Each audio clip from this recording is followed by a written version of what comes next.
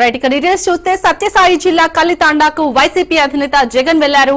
వీర జవాన్ మురళీ నాయక్ కుటుంబాన్ని జగన్ పరామర్శించారు. జగన్ పర్యటన నేపథ్యంలో పటిష్ట బందోబస్తును ఏర్పాటు చేశారు. మిగిలిన అన్నదమ్ములు అక్క చెల్లెమ్మలకు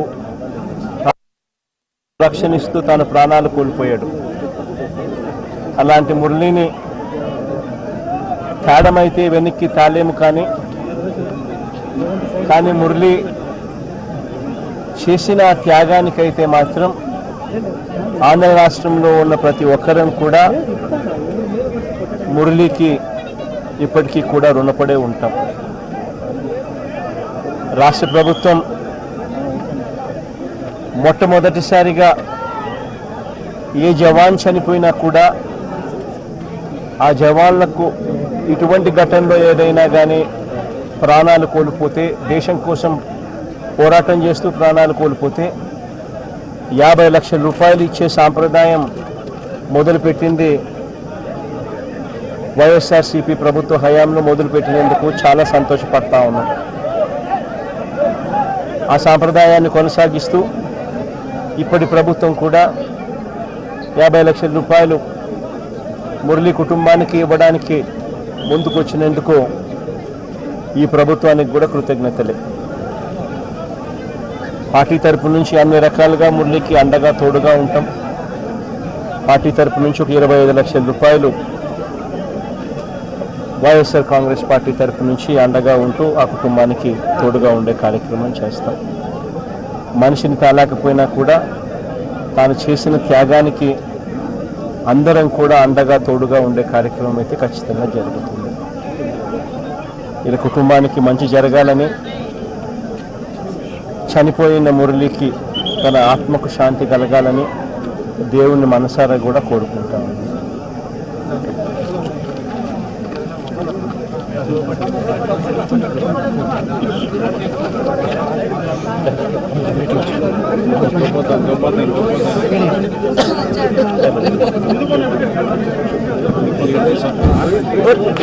కోటి కోటి ధన్యవాదాలు సార్.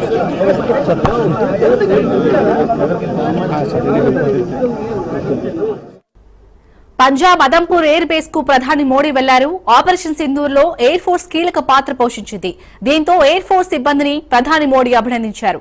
పాక్ కు ఇండియా ఎయిర్ ఫోర్స్ సత్తా చూపారంటూ ప్రశంసలు కురిపించారు. జవాన్లతో ప్రధాని మోడీ మాట్లాడారు. వీర జవాన్లను కలవడం ప్రత్యేక అనుభవం అన్నారు. జవాన్లతో దిగిన ఫోటోలను ప్రధాని మోడీ షేర్ చేశారు. भारत माता की, भारत माता की, भारत माता की।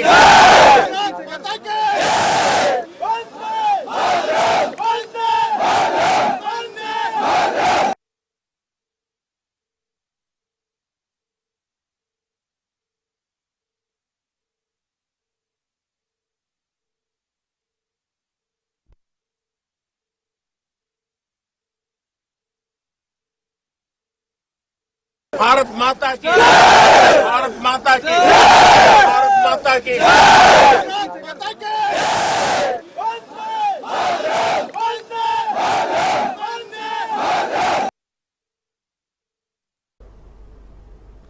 జమ్మూ కాశ్మీర్ షోపియాన్ లో ఎన్కౌంటర్ జరిగింది. ఉగ్రవాదులు భద్రతా బలగాల మధ్య కాల్పులు జరిగాయి.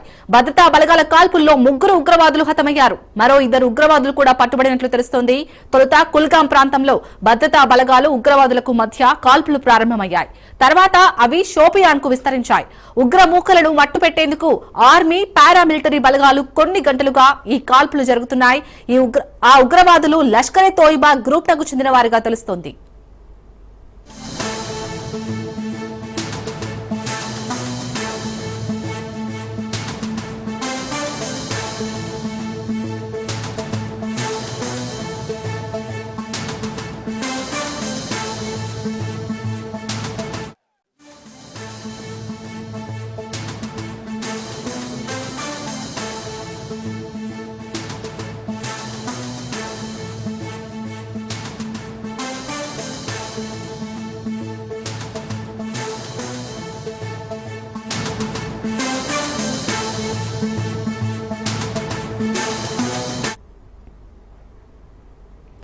బ్రేకింగ్ న్యూస్ చూస్తున్నాం. రక్షణ మంత్రి రాజ్నాథ్ తో త్రివిధ దళాధిపతుల సమావేశం జరుగుతుంది. అయితే ఈ సమావేశానికి సిడిఎస్ అనిల్ చౌహాన్ హాజరయ్యారు.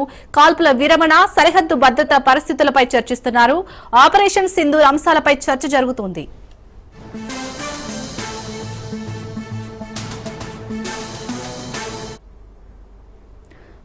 రక్షణ మంత్రి రాజ్నాథ్ తో త్రివిధ దళాధిపతుల సమావేశం జరుగుతుంది. ఈ సమావేశానికి సంబంధించి మరిన్ని డీటెయిల్స్ మా ప్రతినిధి రాజు అందిస్తారు. రాజు, రక్షణ శాఖ మంత్రి రాజ్నాథ్ సింగ్ ఆధ్వర్యంలో త్రివిధ దళాధిపతుల భేటీ కొనసాగుతా ఉంది. ఈ యొక్క భేటీలో త్రివిధ దళాధిపతులు, అదేవిధంగా సిడిఎస్, అదేవిధంగా ఈయనతో పాటు విదేశాంగ శాఖ కార్యదర్శి మిస్త్రీ కూడా ఈ యొక్క సమావేశంలో పాల్గొనడం జరిగింది. ప్రధానంగా ఏదైతే కాల్పుల ఒప్పందం డిజిఎంఓ స్థాయి, ఇప్పటికే ఇండియా పాకిస్తాన్ ఇరు దేశాల డిజిఎంఓ స్థాయిలో కాల్పుల విరమణ ఒప్పందం కుదిరింది. ఈ నేపథ్యంలోనే కాల్పుల విరమణ ఒప్పందం కుదిరిన తర్వాత కూడా పాకిస్తాన్ నిన్న ఏదైతే మళ్ళీ కూడా ఒప్పందానికి తూట్లు పొడిచి తన యొక్క డ్రోన్లను సరిహద్దులో ఉన్నటువంటి ఇండియా బార్డర్కి ఏదైతే మళ్ళీ డ్రోన్లతో దాడి చేసిందో దానిపై చర్చిస్తున్నట్టుగా కూడా తెలుస్తూ ఉంది. దీంతో పాటు నిన్న ప్రధానమంత్రి నరేంద్ర మోడీ జాతిని ఉద్దేశించి ప్రసంగించిన సమయంలో పలు కీలక అంశాలను కూడా వెల్లడించడం జరిగింది. ప్రధానంగా పాకిస్తాన్కు మరోసారి నరేంద్ర మోడీ హెచ్చరిక కూడా చేసినట్టుగా కూడా నిన్న మన ప్రసంగంలో మనం చూసాము. ఏదైతే చర్చలంటూ జరిగితే కేవలం పిఓకే పైనే ఉంటాయని చెప్పి కూడా ప్రధాని నరేంద్ర మోడీ ఏదైతే చెప్పడం జరిగింది. దీంతో పాటు కేవలం ఉగ్రవాదం పైనే మాత్రమే పాకిస్తాన్తో చర్చలు జరుపుతాం తప్ప ఇతర ఏ అంశాలపై కూడా చర్చలు ఉండబోవమని చెప్పి కూడా పాకిస్తాన్కు ఒక క్లియర్ కట్ మెసేజ్ కూడా ఇవ్వడం జరిగింది. అయినప్పటికీ పాకిస్తాన్ మళ్ళీ నిన్న ఏదైతే రాత్రి చేసినటువంటి డ్రోన్లతో దాడి చేసినటువంటి ఏదైతే సందర్భం ఉందో సో దానిపై చర్చిస్తున్నట్టుగా కూడా తెలుస్తూ ఉంది. ఎందుకంటే ఇప్పటికే నిన్న ప్రధాని నరేంద్ర మోడీ కూడా వార్నింగ్ కూడా పాకిస్తాన్కి ఇవ్వడం జరిగింది. మళ్ళీ పాకిస్తాన్ తోక జాడించి మళ్ళీ ఇట్లాంటి దాడులకు తెగబడితే ఖచ్చితంగా ఈసారి భారత్ చేపట్టబోయే ప్రతిదాడి మాత్రం భయంకరంగా ఉంటుంది, పాకిస్తాన్ ఊహించని విధంగా ఉంటుంది అని చేసిన కామెంట్లు ఏవైతే ఉన్నాయో అవి చేసిన కొద్దిసేపటికే మళ్ళీ పాకిస్తాన్ ఏదైతే భారత్పై దాడి చేసిందో డ్రోన్లతో, అయినప్పటికీ వాటన్నింటినీ కూడా సమర్థవంతంగా మన రక్షణ వ్యవస్థ ఎదుర్కొందని చెప్పి కూడా త్రివిధ దళాలు ఇటు రక్షణ శాఖ మంత్రికి చెప్తున్న పరిస్థితి మనకు కనిపిస్తూ ఉంది. అయితే ప్రస్తుతం ఉన్నటువంటి సిచ్యువేషన్ ఏ విధంగా ఉంది, బార్డర్లో సో ఎల్ఓసి వద్ద ఎట్లాంటి సిచ్యువేషన్ ఉంది అనే దానిపై ఈ సమావేశంలో చర్చిస్తున్నట్టుగా కూడా తెలుస్తూ ఉంది. ఒకవేళ పాకిస్తాన్ కనుక ఈరోజు కూడా మళ్ళీ అట్లాంటి దాడులకు కానీ అట్లాంటి డ్రోన్లతో దాడులకు తెగబడితే ఏం చేయాలి అనే దానిపై కూడా ఇప్పటికే ప్రధాని కూడా త్రివిధ దళాలకు ఇప్పటికే ఫ్రీ హ్యాండ్ ఇచ్చిన నేపథ్యంలో సో మరోసారి భద్రతపై ఈ యొక్క సమీక్షలో కూలంకషంగా చర్చిస్తున్నట్టుగా కూడా తెలుస్తూ ఉంది. అదేవిధంగా రాబోయే రోజుల్లో ఇంకా ఇప్పటికే ఆపరేషన్ సింధూర్ పూర్తి కాలేదు, ఆన్ గోయింగ్ ప్రాసెస్ అని చెప్పి కూడా ఇప్పటికే భారత్ వెల్లడించిన నేపథ్యంలో ఆపరేషన్ సింధూర్ ఏ విధంగా కొనసాగుతూ ఉంది, దీనికి సంబంధించి ఇప్పుడు తాత్కాలిక బ్రేక్ మాత్రమే అని చెప్పి భారత్ ఇప్పటికే స్పష్టం చేసిన నేపథ్యంలో పాకిస్తాన్ నుంచి ఎట్లాంటి ప్రతిఘటన ఎదురైనా కూడా దానికి భారత్ నుంచి పెద్ద ఎత్తున ఈసారి ఎవరు ఊహించని విధంగా పాకిస్తాన్పై దాడి చేస్తామని చెప్పి కూడా భారత్ చెప్తున్న పరిస్థితి కనిపిస్తూ ఉంది. ఈ నేపథ్యంలోనే త్రివిధ దళాధిపతులతో రాజ్నాథ్ సింగ్, రక్షణ శాఖ మంత్రి రాజ్నాథ్ సింగ్ భేటీ కొనసాగుతూ ఉంది. దీనికి సంబంధించి కొన్ని కీలక విషయాలు సో బార్డర్ వద్ద సెక్యూరిటీ విషయంలో కావచ్చు, దేశవ్యాప్తంగా ముఖ్యంగా బార్డర్ రాష్ట్రాలలో విమాన సర్వీసులు కావచ్చు, ఇతర కీలక అంశాలపై చర్చిస్తున్నట్టుగా కూడా మనకు తెలుస్తూ ఉంది. రైట్, థ్యాంక్ యూ రాజు.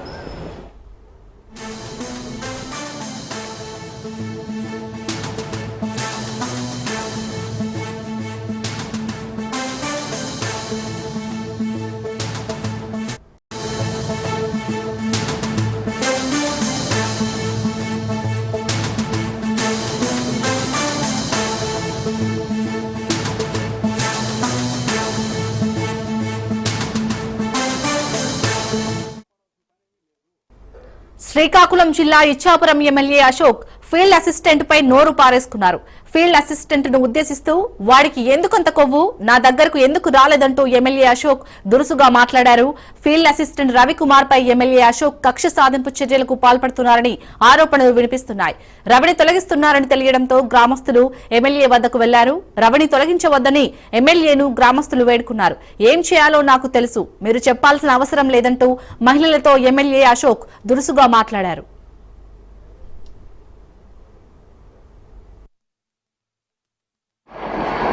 ఆడు బాగానే ఉంటాడు. చూడండి, ఫస్ట్ థింగ్ ఈజ్ మీరు అనవసరంగా వ్యక్తులను కాపాడడానికి మీరు ప్రయత్నం చేయడం తప్పు. వ్యక్తులను మీరు కాపాడాల్సిన పని ఏమీ లేదు. వీడు కాకపోతే ఇంకొక ఫీల్డ్ అసిస్టెంట్ వస్తాడు, ఆడు వీడికన్నా బాగా చేయొచ్చు. ఆడి గురించి మీరు ఎందుకు రోడ్లు ఎక్కాలా? అమ్మా చూడండి, ఈ బదిలీలు, ఈ ఫీల్డ్ అసిస్టెంట్ సంగతి నాకు తెలిసినంత బాగా మీకు తెలియదమ్మా. ఈ ఫీల్డ్ అసిస్టెంట్లు ఎవరు, బెంగాల్ అశోక్ ప్రచారంకి వచ్చినప్పుడు ఎవరు పనులు పెట్టారో, వేరే పార్టీ వాళ్ళు వస్తే ఎవరు పనులు మానించి మరి మీకు మాస్టర్లు వేశారు, ఇవన్నీ నాకు తెలుసమ్మా. నేను 12 సంవత్సరాలుగా ఎమ్మెల్యేగా ఉన్నాను. ఒక ఫీల్డ్ అసిస్టెంట్ సంగతి నాకు చెప్తావా? నాకు తెలియదా ఏం జరుగుతుందో ఫీల్డ్లోనే? మీరెందుకు రోడ్డు ఎక్కాలా? మీకేట అవసరం? మీరు ఇంకో కంప్లైంట్ చెప్పారు, ఎస్, అది కొంచెం సీరియస్ గా తీసుకోవాల్సిన అంశం. అది నేను తీసుకుంటాను అంటున్నాను కదా, అది నేను వేయిస్తానమ్మా. మీకే దాని గురించి ఏముంది, మీరు వాటి గురించి పట్టించుకోకండి. అలాంటిది ఏమైనా ఉంటుంది. ఎవరో ఒక వ్యక్తి తప్పు చేశారని చెప్పి మీరెందుకు సఫర్స్ అవ్వాలా? మిమ్మల్ని ఇబ్బంది పెట్టే ఏ పని జరగదు, అంతవరకు నేను గ్యారంటీ.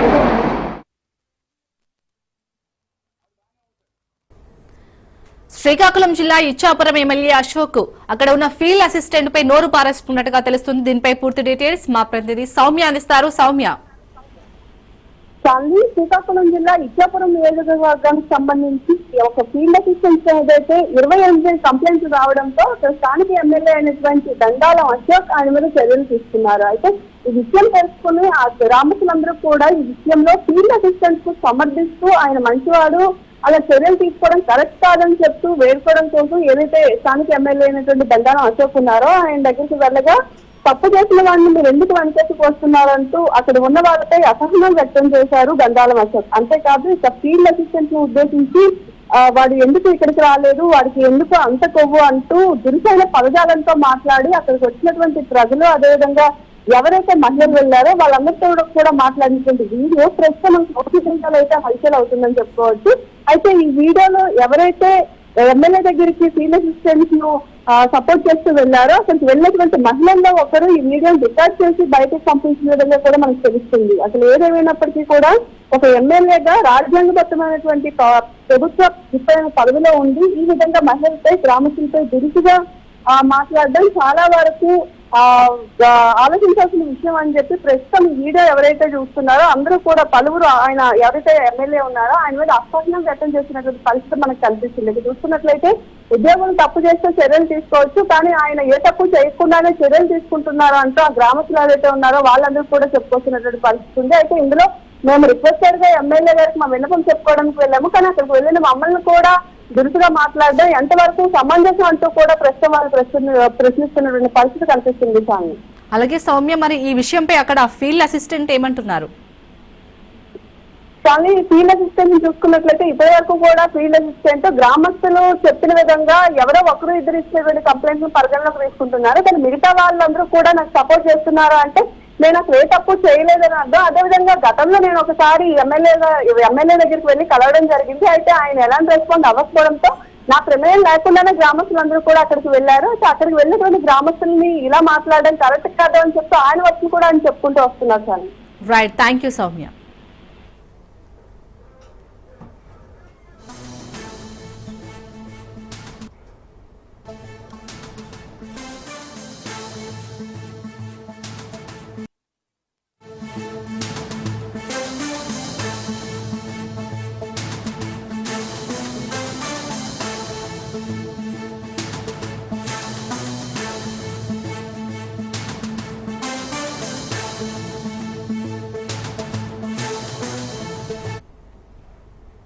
బ్రేకింగ్ న్యూస్ చూస్తున్నాం. నిర్మల్ జిల్లాలో పీఏసీఎస్ అధికారిని రైతులు నిర్బంధించారు.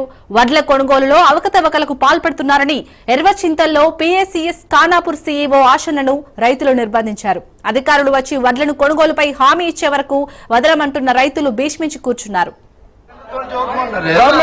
ఒక కిలాడికి పోతే కటింగ్ అవుతుంది నిన్న 43 అని చెప్పి ఏమన్నా అంటే ఆడికి పోయినాక కటింగ్ అయితే ఇబ్బంది అవుతుంది అని ముందు చెప్తున్నా. 43 చెప్పలేవు, 42 జోకుడు ఒక కిలో కటింగ్ 42 జోక్తే ఒక కిలో కటింగ్ అయితే మొత్తం 43 జోక్ గవర్నమెంట్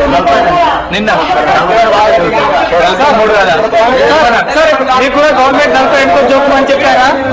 41తో జోకమని చెప్పారా? 42తో జోకమన్నది. ఒక కిలోకి పోతే కటింగ్ అవుతుంది. నేను 100 సంచులు అడ్డు జోకిచ్చిన 100 సంచులు అడ్డు జోకిస్తే పక్కకు బీర్నంది రంగపేట అని ఉంటుంది, మస్కాపూర్, సుర్జాపూర్, బాదనకుర్తి. నేను 5-6 ఊర్లకు ఫోన్ చేసిన పట్టి వేయమని.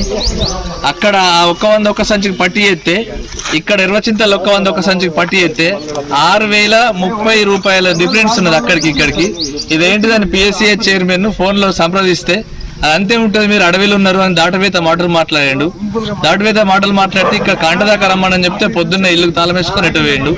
ఈ PSCS C1 పంపించండి. ఇప్పుడు ఈ C1 గ్రామ రైతులంతా కలిసి గెరవ్ చేసి ఈ స్కూల్లో బంధించడం జరిగింది. కలెక్టర్ గారు వెంటనే స్పందించి సంబంధిత అధికారులను పంపించి ఈ సమస్యను పరిష్కరించాలని 2 చేతులు జోడించి దండం పెట్టి రిక్వెస్ట్ గా కలెక్టర్ గారికి విన్నవించుకుంటున్నాం.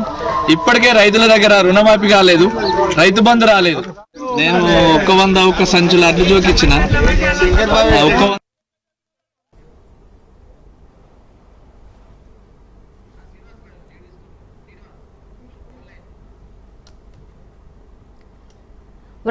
వడ్ల కొనుగోలులో అవకతవకలు పాల్పడుతున్నారని ఇటు ఎర్రచింతల్లో PACS ఖానాపూర్ CEO ఆశనైతే రైతులు నిర్బంధించినట్టుగా తెలుస్తోంది. దీనిపై పూర్తి డీటెయిల్స్ మా ప్రతినిధి శ్రీనివాస్ అందిస్తారు. శ్రీనివాస్, అక్కడ ప్రజెంట్ సిచ్యుయేషన్ ఏ విధంగా ఉంది? Thank you.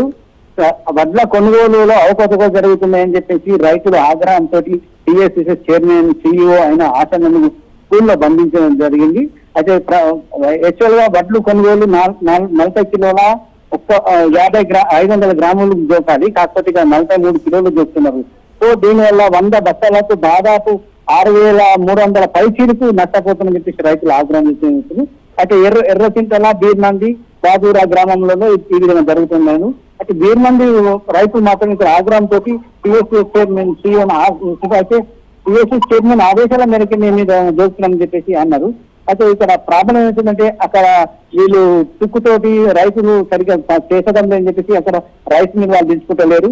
రైస్ మిల్ దించుకోకపోవడంతో వీళ్ళు ఈ విధంగా చేసినామని ఈ అధికారులు చెప్తున్నారు. కానీ వీళ్ళు అవకతవకలు పట్టారని చెప్పేసి రైతులు ఆగ్రహంతో అయితే ఆ ఆశను CEOను అన్న బంధించడం జరిగింది.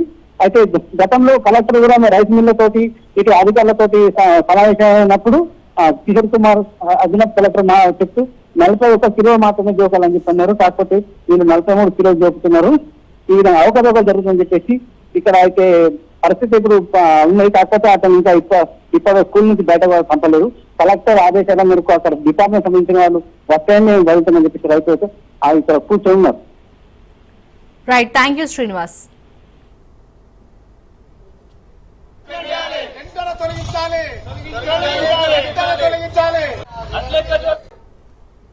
రాజన్న సిరిసిల్ల జిల్లాలో రైతన్నలు రోడ్డెక్కారు. తంగలపల్లి మండలం జిల్లెల గ్రామంలో వడ్ల కొనుగోలు చేయడం లేదని సిరిసిల్ల సిద్దిపేట ప్రధాన రహదారిపై రైతులు బైఠాయించారు. సన్న వడ్లను వెంటనే కొనుగోలు చేయాలని రైతులు ధర్నాకు దిగారు. 4 రోజులుగా వడ్లను కొనుగోలు చేయడం లేదని రైతులు ఆవేదన వ్యక్తం చేస్తున్నారు. కలెక్టర్తో మాట్లాడి సమస్యను పరిష్కరిస్తామని పోలీసులు హామీ ఇవ్వడంతో రైతులు ఆందోళన విరమించారు.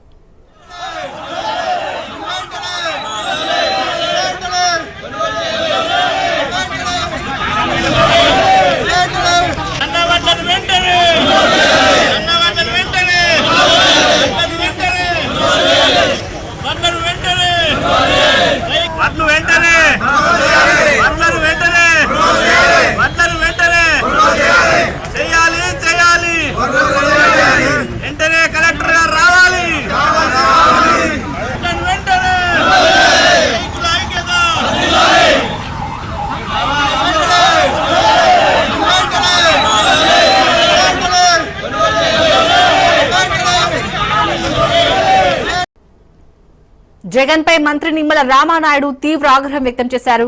జగన్ ప్రభుత్వంలో ఇరిగేషన్ రంగానికి తీరని నష్టం జరిగిందని ఆరోపించారు. ఇరిగేషన్ రంగాన్ని అధ్వానంగా మార్చారని మంత్రి నిమ్మల రామానాయుడు మండిపడ్డారు. ఇరిగేషన్ పనుల నిర్వహణ, మరమ్మతుల కోసం సీఎం చంద్రబాబు 344 కోట్ల నిధులు మంజూరు చేశారని మంత్రి నిమ్మల రామానాయుడు తెలిపారు. ఇరిగేషన్ అధికారులు కింది స్థాయి నుంచి పై స్థాయి వరకు స్వీయ పర్యవేక్షణ చేస్తూ మే చివరి నాటికి పనులు పూర్తి చేయాలని మంత్రి నిమ్మల రామానాయుడు ఆదేశించారు.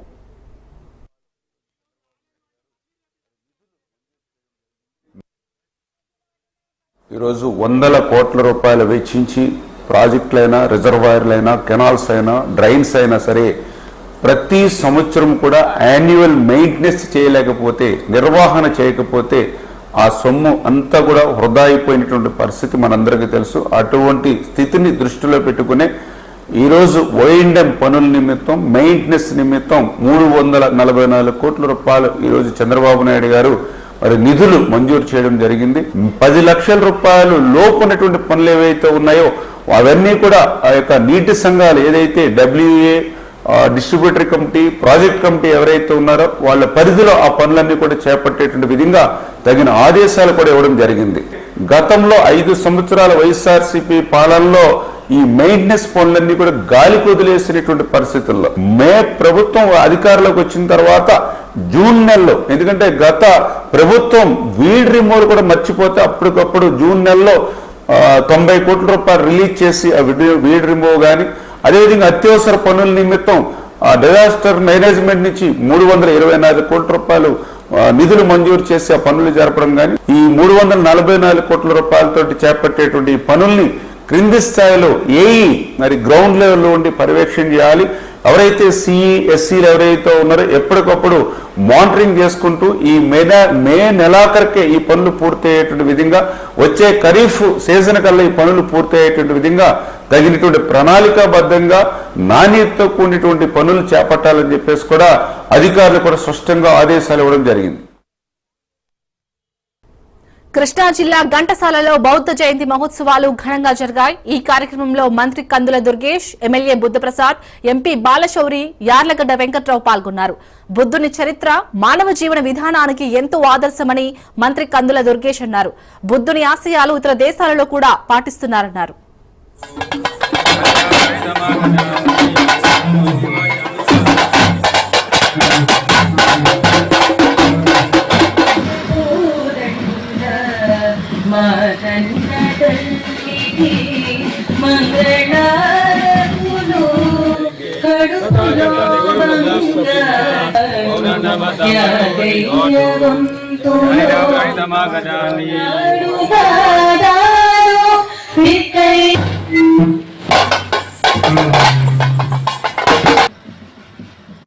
బుద్ధ పౌర్ణమి సందర్భంగా, విశాఖ పౌర్ణమి సందర్భంగా ఒక మంచి కార్యక్రమాన్ని ఏర్పాటు చేయడం, దానికి ఆంధ్రప్రదేశ్ రాష్ట్ర ప్రభుత్వం తరఫున